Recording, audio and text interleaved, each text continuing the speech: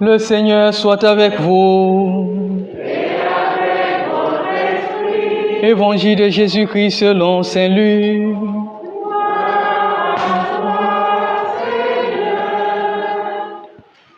En ces jours-là, parut un édit de l'empereur Auguste ordonnant de recenser toute la terre. Ce premier recensement eut lieu lorsque Quirinius était gouverneur de Syrie. Et tous allaient se faire recenser, chacun dans sa ville d'origine. Joseph, lui aussi, monta de Galilée, depuis la ville de Nazareth vers la Judée, jusqu'à la ville de David appelée Bethléem. Or, il était en effet de la maison et de la lignée de David. Il venait se faire recenser avec Marie, qui lui avait été accordée en mariage et qui était enceinte. Or, pendant qu'ils étaient là, le temps où elle devait enfanter fut accompli. Et elle mit au monde son fils premier-né. Elle l'emmaillota et le coucha dans une mangeoire, car il n'y avait pas de place pour eux dans la salle commune.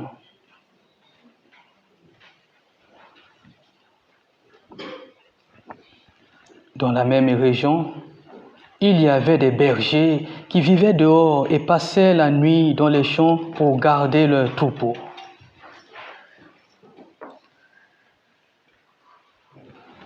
L'ange du Seigneur se présenta devant eux, et la gloire du Seigneur les enveloppa de sa lumière. Ils furent saisis d'une grande crainte. Alors l'ange leur dit, « Ne craignez pas, car voici que je vous annonce une bonne nouvelle qui sera une grande joie pour tout le reste, tout le peuple. Aujourd'hui, dans la ville de David, vous est né un sauveur qui est le Christ, le Seigneur. Et voici le signe que vous est donné. Vous trouverez un nouveau-né emmailloté et couché dans une mangeoire. » Et soudain, il y eut avec l'ange une troupe céleste innombrable qui louait Dieu en disant « Gloire à Dieu au plus haut des cieux et paix sur la terre aux hommes qui l'aiment.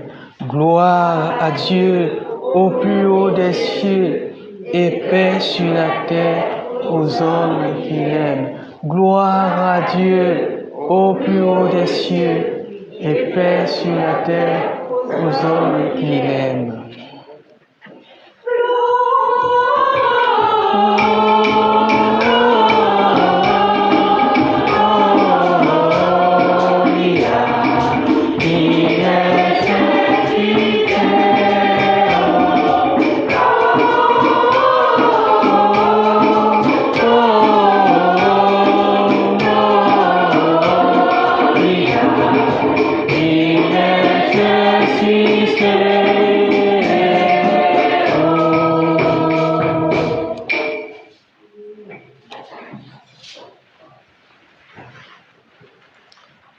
Merci aux enfants qui ont accompagné l'Évangile avec des gestes.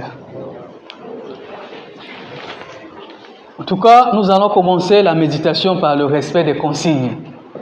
La première consigne vient de vous. Mon Père, vous savez que nous allons dîner en famille. S'il vous plaît, ne nous gardez pas pendant 5 heures à l'église. Et surtout, demain matin, il nous faut encore revenir. Donc, je me force de filer comme un TGV, messe MGV, messe à grande vitesse. Deuxième consigne, c'est qu'elle part de moi pour vous rejoindre. C'est que vous m'aidez à partager aussi la parole de Dieu pour que je ne sois pas le seul à la proclamer. Voilà les deux consignes à respecter pour ce soir. La venue d'un enfant dans le monde est toujours source de grande joie pour une famille.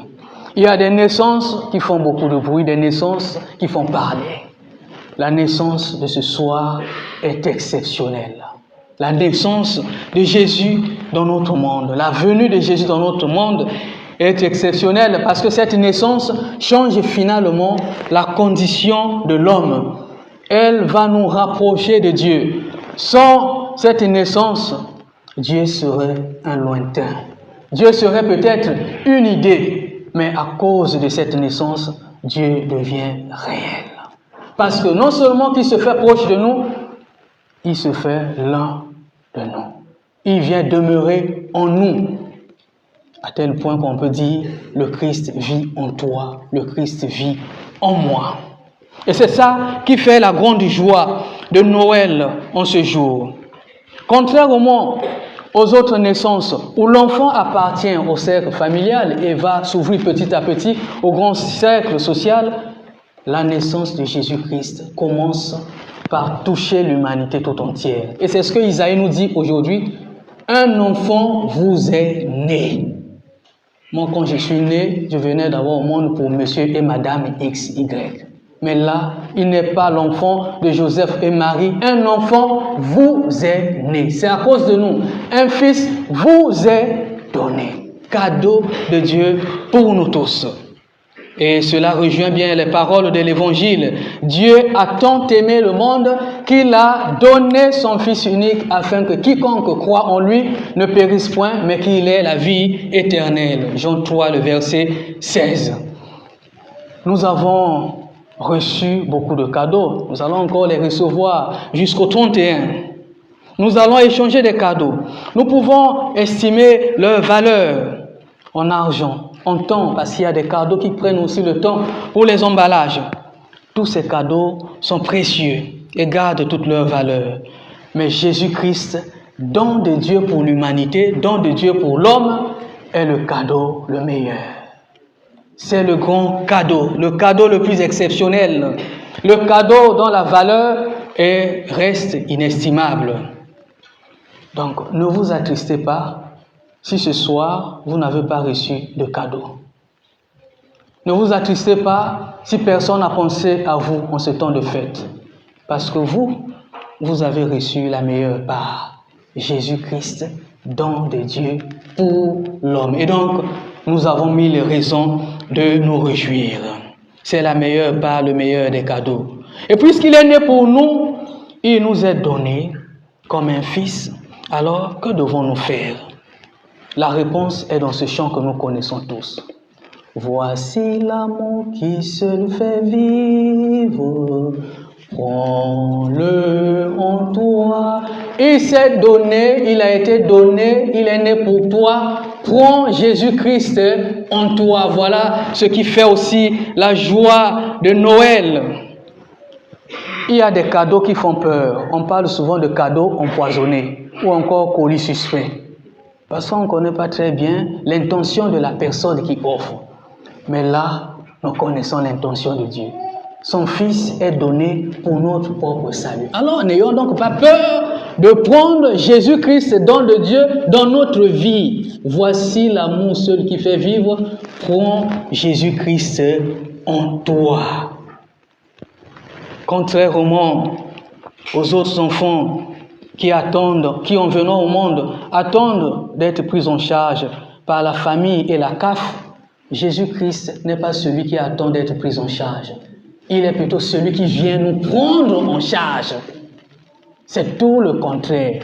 Quand on a un enfant, on commence tout de suite à faire des calculs. Il faut penser aux moyens de l'entretenir, l'école, le sport et tout le reste. C'est un investissement. Et quand on n'a pas d'argent, quand on n'a pas de moyens, ça peut devenir dangereux. Et c'est pour cela qu'on retrouve aujourd'hui bon nombre d'enfants dans la rue, livrés, abandonnés à certains réseaux de trafic. Parce qu'il n'y a pas de moyens pour les accompagner. Il faut une prise en charge. Mais l'enfant de Dieu qui nous est donné, celui qui est né pour nous, n'a pas besoin de notre investissement.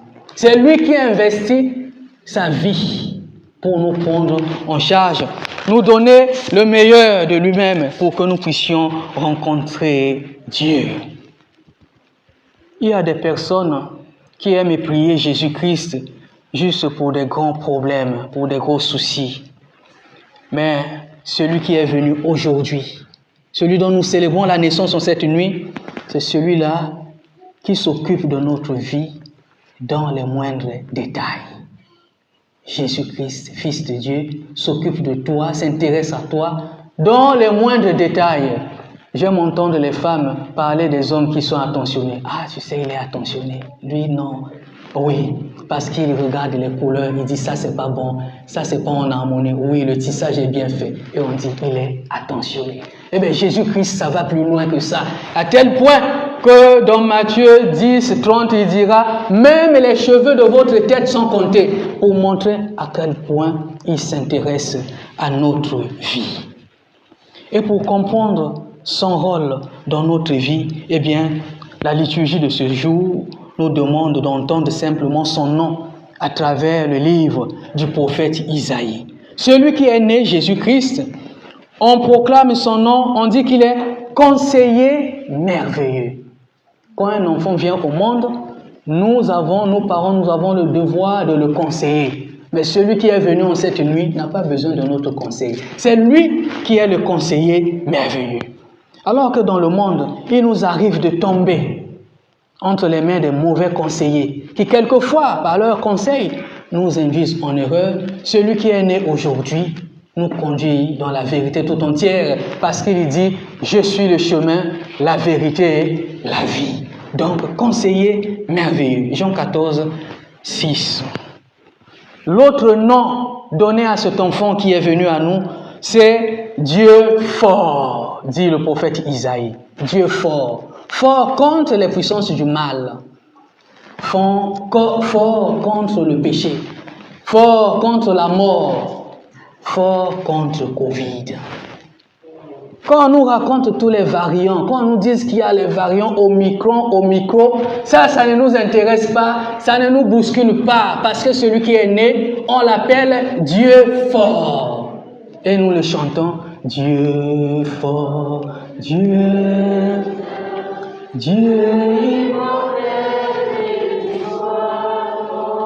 Alors, si le Dieu que tu pries, si le Dieu qui est venu à toi ce soir est le Dieu qui est fort, pourquoi trembler devant les situations de la vie?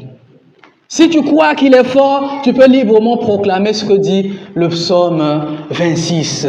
Le Seigneur est ma lumière et mon salut, de qui aurais-je crainte? Le Seigneur est le rempart de ma vie, devant qui tremblerai-je? Pose-toi maintenant la question, devant qui trembles-tu? Tu trembles devant quoi? Devant qui? Qu'est-ce qui te fait peur au quotidien? Avec Noël, avec la naissance de Jésus, finit donc la peur.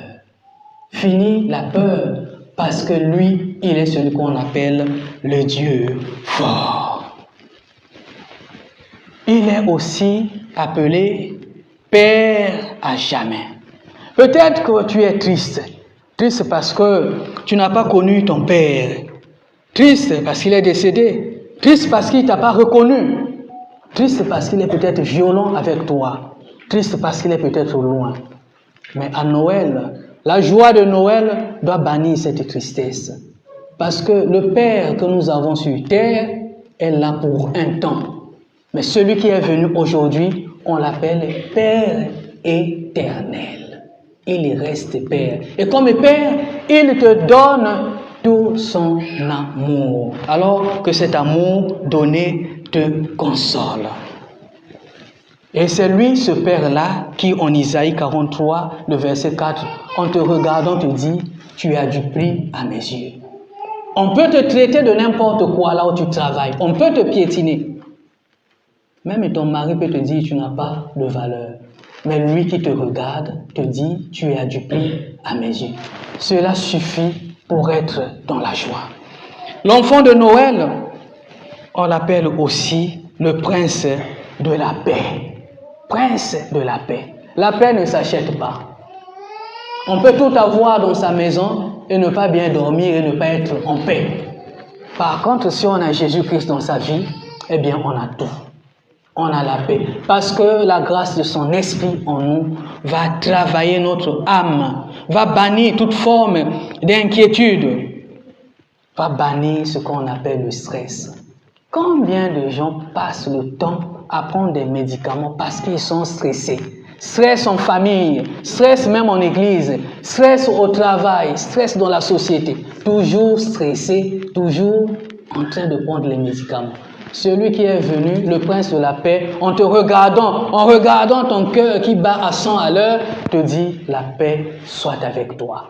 Et s'il le dit, c'est parce qu'il est lui-même cette paix-là. Alors, reçois-le dans ton cœur.